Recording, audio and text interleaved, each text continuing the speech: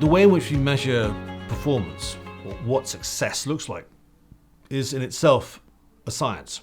And we help clients answer those questions, and it makes an enormous difference.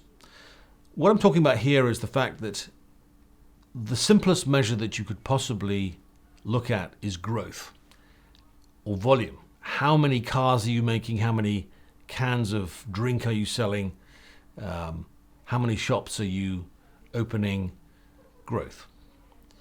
The problem with simply measuring growth as your factor of success is it fails to look at so many other things.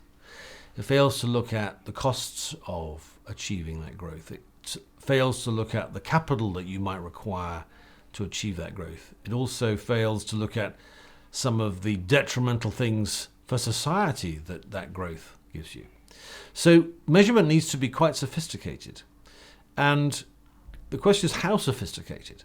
If we go from looking at growth just in terms of volume, you could look at revenues, which obviously includes some price information, and that would be a very simple measure of growth. And a lot of companies are valued on the basis of revenues times a multiple of where their revenue will come from in the future. And that's because they're relatively simple organizations. The more revenue they have, ultimately, the more value that's created. But that doesn't work for companies that have to mine the ground for resources or research in laboratories to find pharmaceuticals, build cars. The fact is that you need capital and it's expensive. And so you need to start looking at performance in a far more sophisticated way. And what tends to happen is that you're adding more information as you go. So you will look at expenses, you will look at the capital that's required.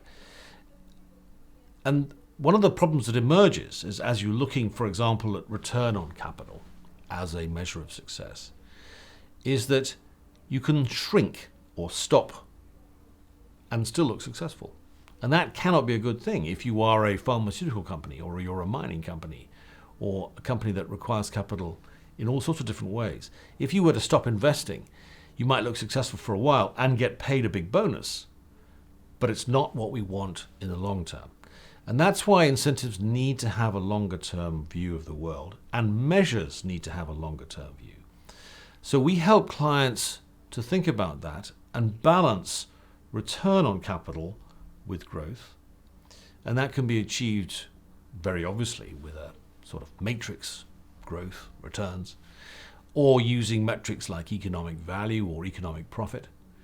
And ultimately, the shareholders will mark a management team's success in achieving management's objectives through total shareholder returns. But total shareholder returns as a measure, which contains all the information that you'll ever need, is really only useful over the long term. It's not a measure that provides line of sight.